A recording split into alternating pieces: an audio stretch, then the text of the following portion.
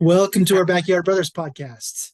We have a little bit of an announcement here to go. As you may see, our Backyard Brothers have expanded to four Backyard Brothers as we welcome in the prodigal brother, the long lost brother here. Uh, we'll have Yancey introduce himself in a second, but let me start by saying the four of us grew up together, really, for from 2001 through about 2006 or seven. We grew up quite a bit together.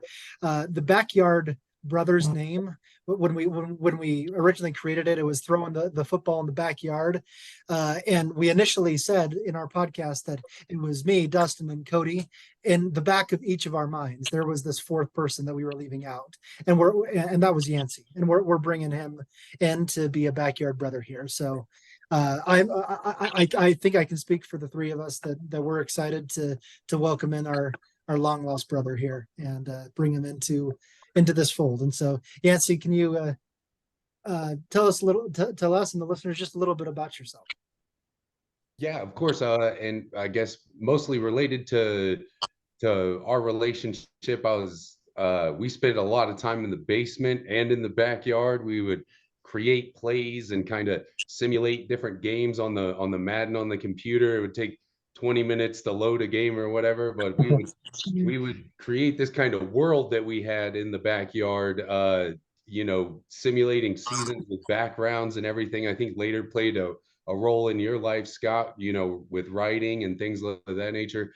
And my sports would have to be football. I played it for 6 or 7 years growing up, from Pee Wee, middle school, being Cub, and then high school football, and then mixed martial arts. I later grew up to fight men in a cage for money. I did that for about 6 years. So if I'm ever slow or forget things, I've been hit in the head a lot. Forgive me. I have a brown belt in jujitsu, so I'd rather choke you than punch you. And I do like basketball for the sport aspect of it, but those would probably be, I say, like my core of sports love. There would be those three sports right there. And growing up enjoying those sports with you guys was a big part of who I am as a person. Even though it was only 5 years, the effect that your guys' family had on my life stretched beyond that considerably. Yeah, no, I think we look back fondly on those times, all of us too. And so just as a very quick, just to explain what our expertise and our passions are, you probably know it anyway, but for me, my sports, as Yancey just said, carried on into my professional life at the beginning, where I entered sports journalism, and I covered everything from professional in college football to professional in college basketball, hockey. I lived in New York City covering a baseball team for a while. I covered everything, and I love it so much. I no longer work in that field, but I still write about sports often on blogs on our platform, and so I like to consider myself a jack of all sports trades. I can talk about pretty much every sport in depth, I think. For me, you said jack of all sports traits. I can say that jack of all trades, but master of none. I know just enough about a little bit of everything to speak intelligently. Definitely not the master of anything, but I enjoy it enough. Love it. But I have special place in my heart for basketball, especially the NBA. Just absolutely love watching NBA basketball and the talent there. And then golf. I play golf as often as I can and love to watch golf and see everything going on in that world. Yeah, and for me, if I were to say an expertise, it'd be football. I'm a diehard football fan in every way, shape, and form. I cannot say even what Dustin said as far as being able to speak intelligently in all things, and that's probably been able to be noticed in previous basketball episodes. But I love basketball. I'm able to play it, but I don't know it intelligently. But I can speak to it as a fan. As far as football goes, I feel like I can speak pretty intelligently and with some expertise behind that. Yeah. Great. And let me finish the segment by saying Yancey is not brand new to our Backyard Brothers podcast. He's followed us quite a bit, I believe, and listened to quite a few of our stuff. And so he's not coming in green. He knows how we operate. The rest of us are apparently. The rest of us are. Hey, Yeah. it's not my fault. You guys could have texted me. I blame all of you. Yeah. Okay. So what we're going to do today is we're going to jump in and talk about the rest of the college football playoff, or well, that too, but college football bowl games. We're going to the first 2/3, maybe even 3/4 will be pretty quick because we're covering some smaller bowls. But so let's just jump in as the schedule goes, starting with the Boca Raton Bowl. South Florida versus Syracuse. South Florida is 16th in the country in offense, but is also third worst in defense. Syracuse running back LaQuint Allen has rushed for over 1,000 yards and 9 touchdowns this year. So we're gonna rotate around. I started last week. I'm the last alphabetically, so Yancey's up first. Let's start with you, Yancey. As far as a prediction goes, who wins this game? Sounds good. Can't say that I've been following either of these teams very heavily, but hearing those two stats and knowing football, I'd have to go Syracuse. Defense wins championships. If you have the third best or the third worst defense in the league, you're probably going to have some trouble stopping a running back who's running all over everybody. That's just kind of what I would set out as my prediction. Yeah, and then Cody and Dustin. Yeah, I would say I think I've decided with Yancey as well on that. Syracuse, I think, is going to have this win. I think it will be closer than people think and realize. It will be a game. I mean, let's not forget this is the same USF team that was holding Alabama to a close game earlier in the year. So, but I do think Syracuse will end the game with a win. South Florida scores 50 points. It's nowhere close. South Florida. Okay. I think Dustin, you're the minority. Syracuse, I think, is going to run all over USF in this one. South Florida has a good offense, but they're not going to stop Syracuse, and that's the problem. So, okay. The Gasparilla Bowl. I hate the name of some of these bowls, by the way, but Gasparilla Bowl. Georgia Tech versus Central Florida. UCF running back RJ Harvey is 12th in the country in rushing, over almost 1,300 yards and 16 touchdowns. He's a potential NFL draft pick next year, probably looking 4th or 5th round pick. UCF is 7th in the country in offense, 5th in rushing offense. Georgia Tech is finally back in a bowl game after about a half decade of really bad football. And so they have kind of a renaissance here. So over to you, Cody, Georgia Tech, UCF. Yeah, that one I think I'm going to be leading UCF on that one. They are new in the Power 5. I guess you can say Power 4 now, football. But I think, especially with that running game, I think they'll be able to handle that game. But kudos to Georgia Tech for finally being able to get bowl eligible again. Yeah, I'm going UCF as well. So this is UCF win. UCF is better in all phases, but I think they'll have to grind out a tough win because Georgia Tech is pretty good defensively this year. I'd love to be the adverse opinion here, but I'm not. I think UCF takes it also. So, yeah. Okay, Birmingham Bowl, Troy versus Duke. Troy running back Kimani Vidal, 2nd in the country in rushing, over 1,500 yards, 14 touchdowns on the ground. They're also 15th in the country on defense. Duke had signature wins this season over Clemson, in particular back when the season started, but they fell to 7-5. So who's up? Dustin. I'm saying Duke. They've always been a dark horse in all of college football, better than usually their record or their expectations are. So Duke. Troy went all the way, and I think did they win their conference championship game? I can't remember now, but I think they did. Because I think they're 11-2, so I think they did. And so I think they'll win this game as well. I think they beat Duke. They're better in the running game. They're better on defense. I think they win a game over a Power 5 opponent in this one. They'll win their 12th game. I think I agree with Dustin on this one, and I think Duke takes it. And I'm splitting it half and half. I agree with Scott. I'm saying Troy is going to be able to take this one. I think they are slightly the better team overall, especially in their passing game. So I think Duke will walk in thinking they have it, but Troy will pull it out. Yeah. Okay. Camellia Bowl, Arkansas State, Northern Illinois. This is another running backs game. NIU's Ontario Brown rushed for 10 touchdowns, 1,100 yards. Arkansas State is one of the bottom 3 defenses in the country. And so that's a problem for Arkansas State. I think it's me. I'm up, and that's my prediction right there. It's going to be hard to win if you're the 3rd worst defense in the country. Obviously, offense is pretty good, but NIU will win this one by multiple scores. Oh, sorry. Yeah, No, you're I good. think- It's you. It's you, Yancey. Okay, sorry about that. I think I agree with you, Scott. If you don't have defense, you're not going to win a bowl game because you're dealing with offenses that are better than the ones that you've had to deal with previous in the season. And if you have one of those top tier running backs, that just doubles down on your problem and gives you even more to deal with. So I agree with you, and I'm going Northern Illinois here. It's me now, right? I'm forgetting now. Yes. Okay.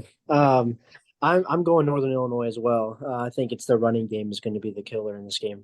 They have a great running back in Brown, and with what you're saying as well, Scott, with Arkansas State's defense, they're not going to be able to stop it, and so I think NIU is going to run all over them. Yeah, I'm right here. Northern Illinois, I agree. Northern Illinois has a history of producing a lot of great running backs, and so I'm going NIU. Yeah, we got a sweep there. We better be right. Armed Forces Bowl, James Madison versus Air Force. Watch out for James Madison. They have 2 draft picks. They're going to be at next year's draft. Wide receiver Elijah Sarrett has over 1,000 receiving yards, 8 touchdowns, and quarterback Jordan McLeod. He's going to be one that you're going to be surprised that he's a 2nd or 3rd round pick this next year at quarterback. 32 touchdown passes. Air Force, though, 6th in the country in total defense. So it'll be a good matchup of good offense against a good defense. I think Yancey, you start. Wait, yeah, Yancey, start us out. Gotcha. I think knowing that, I'm actually going to go with Air Force, being that if you can generate points on defense, and if you can do that, usually you don't get into the top 10 of defenses if you're not able to generate turnovers and get the ball back for your offense. So I think maybe they get a couple of extra stops, and that puts them ahead in the game, and they're able to hold on, and they beat James Madison in that game. Yeah, I think that when JMU's offense and Air Force's defense is on the field, that's going to be when the popcorn is out. That's when it's going to be the fun game to watch. I think in the end, though, I think JMU is going to have this game. I think they just will be able to grind out a better strategy and better win overall against Air Force. But it will be a close game, and it will be a good test for them. Yeah, I don't trust Air Force's offense to be able to put up very many points, and so it's kind of like first team to 14 wins, and that's going to be JMU. Yeah, Yancey, I'm leaving you by yourself over here. I think James Madison wins, but this will be one of the funnest games to watch. I think this is going to be, overtime, double overtime kind of game. This will be fun. Famous Idaho Potato Bowl, Georgia State versus Utah State. Georgia State running back Marcus Carroll's run for 1,300 yards and 13 touchdowns, but Utah State is about 45 minutes from home in this one. So a lot of fans from Utah State can get there. Who's it? It's me. So as you're saying, it's essentially a Utah State home game here. I think it's gonna be a close one, and Georgia State's gonna bring it really hard for Utah State, but I think Utah State's gonna grind this one out. And I'm not sure I can give an exact reason why. I just think they will. Yeah, I'm flip it for the exact reason you said, Cody. I don't know why, but Georgia State. Yeah, I'm picking Utah State. Last second field goal. I don't really have a reason either. So split the diff. We'll keep it even for everybody. I'm going to go Georgia State. Actually, I think they get it by a touchdown, and to keep with the theme, I have no idea why. Okay. 68 Ventures Bowl, South Alabama versus Eastern Michigan. Utah State wide receiver, South Alabama wide receiver Colin Lacey, 1,300 yards receiving. But Eastern Michigan is the third worst offensive team in the country. They're extremely slow pace. I think you're up, Dustin. Yeah, it's one of those games, like I said, first team to certain. This one is first team to score 21, right? And that's going to be South Alabama. This is my choice. Yeah. Well, that may be the case, but I think South Alabama might score 21 in the first quarter. I think South Alabama by 20 plus in this one.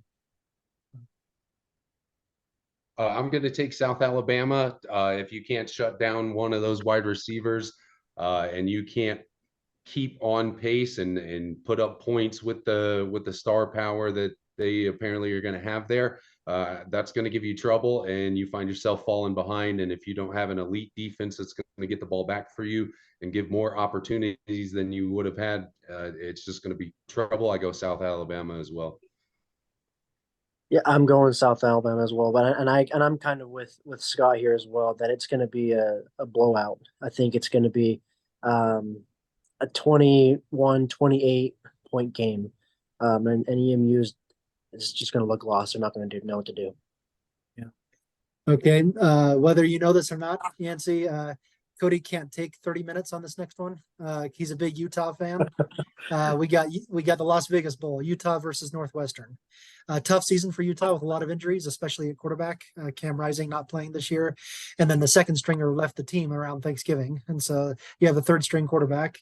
But Northwestern barely averages more than 300 yards per game on offense. Utah is always a good defensive team. This year, 17th in the country. Is me again, right? So that's my prediction. It's a bad matchup for Northwestern. Utah will win this game in a defensive battle. Really, 16-6 is my prediction score. Knowing that it's tough to come back as a team if you're missing teammates. I mean, when you build a structure and you work hard to get towards a goal with all those holes, I feel like that's going to be a problem. I go Northwestern. Yeah. Go ahead, Scott. It's you, Cody. Yeah, I mean, I can't go against Utah here. I think Utah will be able to do it. I think that they had a very successful, given the circumstances, season in a very tough Pac-12 with their entire first string and half their second string out. And so I think that it will be a low-scoring game because that's all they've done this year with no offense. So it will be defensive, but Utah will win probably by maybe a touchdown. Yeah, Cody, I'll side with you on Utah winning, but it's not one of the games you're going to want to watch the highlights on, and 13-10, think something like that. Yeah. Probably. Okay. Hawaii Bowl, Coastal Carolina versus San Jose State. San Jose State's Kyrie Robinson, 18 touchdown runs. This guy just runs all over the place. So who are we at? Yancey. Awesome. Being that I've never really paid any attention to Coastal Carolina, and I know what the logo for San Jose State looks like, I'm going to go with them. And I honestly couldn't name the mascot for Coastal Carolina, so I'm going to go San Jose State there for that reason. Cody. Yeah, I think honestly, I think this is going to be a pretty good matchup between these two teams. I think that San Jose State is looked pretty good overall this year, and of course, Coastal Carolina is historically really well coached. So I think it's going to be a good matchup. They're both kind of having disappointing seasons with a 7-5 record. Overall, it's a tough one, but I'm going to lean Coastal Carolina on this one. The only thing I would know is that Coastal Carolina has like an 8-hour difference playing in Hawaii compared to where they are. And so I'm going to say that gives the edge to San Jose State with only a 3-hour difference. That's funny, Dustin. I wrote the exact same thing down in my notes, is that Coastal Carolina is closer to Japan than it is to Hawaii. Or closer to like India than it is to Hawaii. So I thought San Jose State by multiple scores. By the way, Coastal Carolina's mascot, the Chanticleers. I knew you would know that. I knew you would know that. Yeah. Okay. The Quick Lane Bowl, Bowling Green versus Minnesota. There's not really much to talk about for either team. They both have disappointing seasons relative to where they like to be. This is Group of Five versus Power Five, though. So I've lost track. Is it Cody? Yeah. I think it's me actually. Yeah. I'd not paid much attention to either of these teams this year, so I'm not sure what their strengths, what their weaknesses are. Looks like they're pretty even overall, maybe except for Jackson with Minnesota and receiving. And so I think that just the experience in Power Five for Minnesota is going to be able to show up a little bit more talent, a little more strategy experience against Bowling Green. For that reason, I'm going to go Minnesota, probably by maybe 7 or 10 points. So I'm gonna use that against Minnesota. Is although they're in a Power Five conference, I would not call this a Power Five team. Bowling Green. I said Power Five's going to win, but it's not going to be pretty. Like a 19-13 kind of ugly game.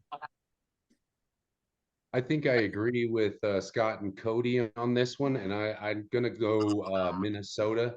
I think the dealing with bigger schools and having a bigger school yourself, I think they're gonna just kind of overpower Bowling Green there. Okay, First Responder Bowl, Texas State versus Rice. It's the Texas Bowl. Both teams right around Houston, so they're not far from each other, but they're not playing in Texas. So anyway, Texas State quarterback TJ Finley has thrown 24 touchdowns, 8 interceptions. Texas State is the number 10 offense in the country. They move the ball really well. Rice is in a bowl game for the first time in a long time. So they're finally back. Dustin, I think you're starting us. Yeah, I'll say Texas State. That's it. Yeah. I'm also picking Texas State, but I think it's going to be closer than a lot of people are picking. Texas State by a touchdown. I think that Rice gets disappointed in this game. I'm also going to go Texas State, just purely in the fact that Rice isn't ever really mentioned or on my radar in football. I'm going to agree with everyone, but also disagree a little bit with Scott there. I think Texas State wins in a blowout. I think that they're going to just have missiles throwing all over this field. I think it's going to be a 20-plus point win for Texas State. Yeah. 2 more small ones before we start talking big ones. The Guaranteed Rate Bowl, Kansas versus UNLV. Kansas running back Devin Neal, 1,200 rushing yards, 15 touchdowns, another possible draft pick. Kansas is just punching out running backs to the NFL every couple of years, and this is another one. UNLV wide receiver Ricky White, 1,300 receiving yards, 7 touchdowns. Both teams experienced resurgence. It's been a while since both of these teams have been in bowl games. Kansas is good again. Like, what are we talking about here? So my prediction, Kansas wins by 17 here. Kansas has a great offense, especially in the running game. I think I go Kansas also. I'm going to have to agree with you on that one. UNLV, I just don't think will have the firepower and consistency to get it done. I think it's going to be a really good game, and I'm actually going to call the upset on this one. I think UNLV is going to be able to pull off the upset by maybe a field goal, 3-point win, kind of like a kick in the last few seconds to win the game. And I think that's going to shock the world. I think everyone expects Kansas to win, but I'm going to call the upset. So this Kansas team beat Oklahoma. This is a sneaky good team, and they held their own against Oklahoma State and several others. And so this is a good team. Kansas wins. And they blew the doors off of BYU, by the way. It wasn't fun. Okay, Military Bowl, Virginia Tech versus Tulane. Tulane quarterback Michael Pratt, 22 touchdown passes, 5 interceptions. Really good player. Running back Mekhi Hughes, over almost 1,300 yards rushing and 7 touchdowns. This is the same Tulane team that welcomes just about everyone back from last year that won the Fiesta Bowl last year over USC. So that's a thing to consider. And Yancey. Being able to play like a team is important with having all those guys come back from last year, being competitive, and finding yourself in a bowl again. I think that helps them out, and I think that they beat Virginia Tech. I agree with Yancey. I think Tulane's gonna win this game. This is as you were pointing out, Scott. They bring back almost everyone from last year, which is a team that did beat USC in a bowl. Granted, USC didn't want to be there, but the fact is that they still beat USC. So this is a good team, and they will beat Virginia Tech. Yeah, experience is not something you see a lot at the college level, and so it's gonna pay dividends here. It's a clean sweep. Tulane wins this game. Yeah. Okay, getting into some big ones, starting with the Mayo Bowl. North Carolina versus West Virginia. Obviously, North Carolina has Drake May, who's one of the top quarterbacks in the next draft class, but he won't be playing in this game. He's bowed out to get ready for the draft. He's supposed to be either the number 1 or number 2 pick in the class. Running back Omarion Hampton for North Carolina has run for 15 touchdowns. He will play. North Carolina is number 4 offense in the country. West Virginia, though, is favored by 6.5. I'm not sure what I'm missing, honestly. So I'm not sure why. Let's see. We're at Cody. It's probably What's that? I said it's probably because Drake May is not playing, is why West Virginia's favored. Oh, gotcha. That very well could be. I've been impressed with West Virginia this year. Really impressed, and so they've been playing in a I'll say competitive a conference, but not a elite conference, of course. And so, but UNC has had some tough games to play. I think it'll be a really, really close game, but I think UNC comes out on top at the end. Yeah, UNC coach has a tough job convincing his players to go out there and care when their leader doesn't. So West Virginia wins because of that. Yeah, I didn't see that Drake May wasn't playing until yesterday. I don't know if it was that soon of a decision, and so if they have to get ready for that, and with a new quarterback pretty quickly, it's going to be tough, especially when it's not the number 2 quarterback in the country. So West Virginia wins this one. I think I agree. It's hard to put together a team that's going to go to a championship. You get to the championship, and then the guy that everybody sees as the main guy, just his heart's not in it for you guys. It's hard to play for a team and put yourself behind that. And so for that reason, I go West Virginia.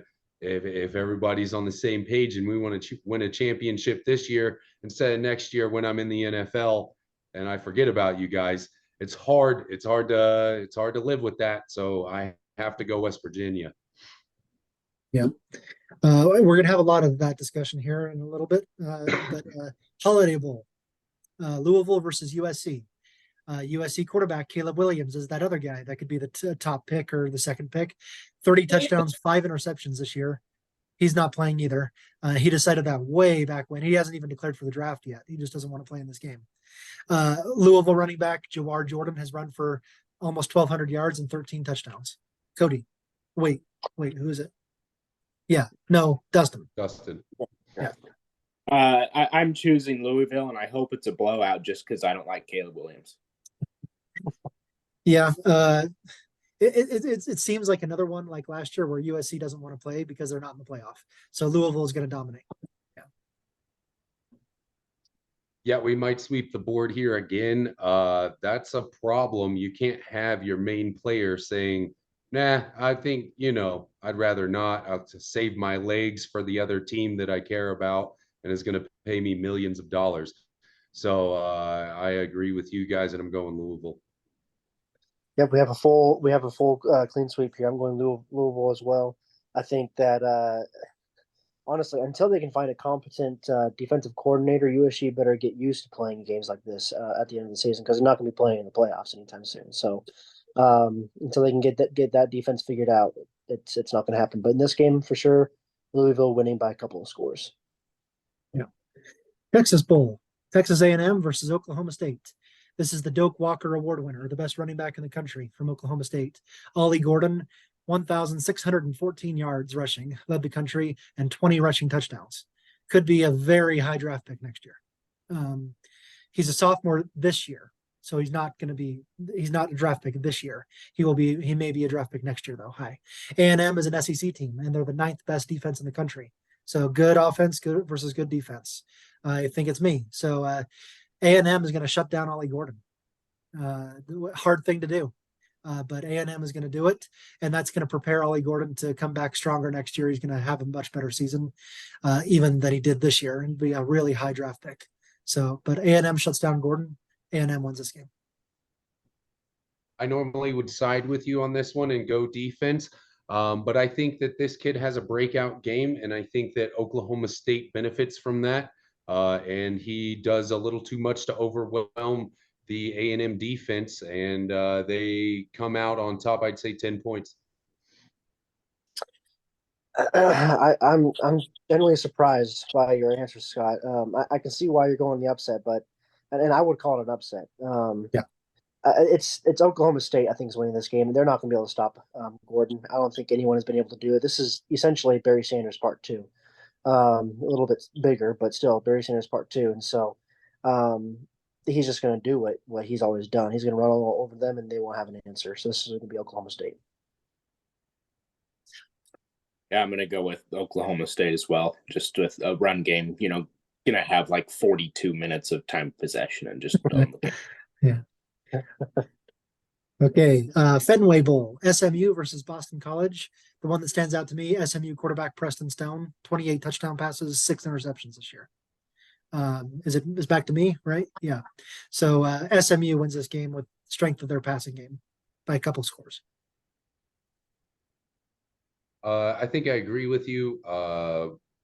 I don't think I've really paid attention to Boston College since Doug Flutie threw a pass there.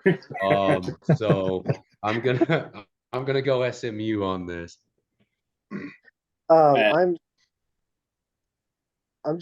sitting here just kind of surprised that the quarterback for Boston College, Castellanos, he has almost 1,000 yards rushing. I can't. That's insane.